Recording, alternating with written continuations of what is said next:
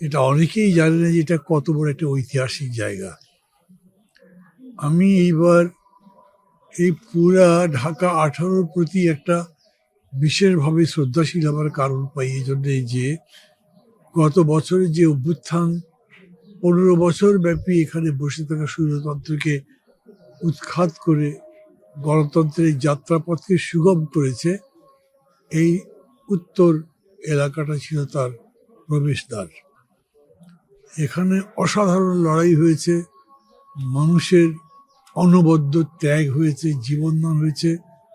মুগ্ধকে স্মরণ করছি, আমি শ্রদ্ধা জানাচ্ছি তাকে। তো আমার মনে হয়েছে যে প্রথম কথা হচ্ছে যে এই এলাকার মানুষ যে বহন চেতনা নিয়ে লড়াইটা করলো, 54 বছরের বাংলাদেশ, আমরা স্বাধীনতার যে স্বপ্ন সেটা পরিপূর্ণ করতে পারিনি, বাস্তবায়িত করতে পারিনি।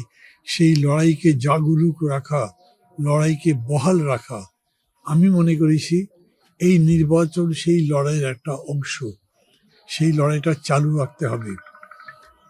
মানে আমরা বলি অনেক কথাবার্তা, কিন্তু শেষ পর্যন্ত কীরকম হয়, এতবার একটা অভ্যুত্থানেও এর যে স্পিরিট, তার অনেক কিছুই ধীরে ধীরে নষ্ট হয়ে যেতে বসছে।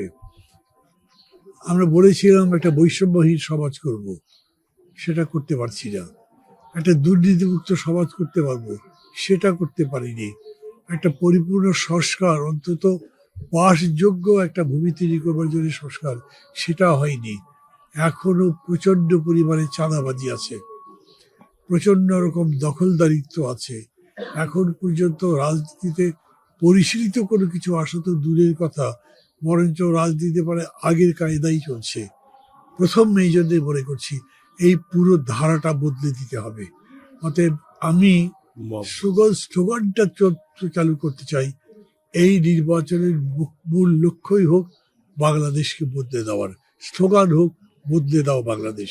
সেই বাংলাদেশ বদলাবে অর্থনৈতিকভাবে, রাজনৈতিকভাবে, সাংস্কৃতিকভাবে, সমস্ত দিক থেকে, চর্চার দিক থেকে বদলে দিতে হবে। আর যত অন্যায় অত্যাচার যেই করুক, যে কোনো ব্যানারে, যে কোনো পরিচয়ে, যে কোনো রকম শক্তির জোরেই করুক না কেন, তার বিরুদ্ধে লড়াইয়ের একটা ক্ষেত্র যাতে তৈরি করা যায়।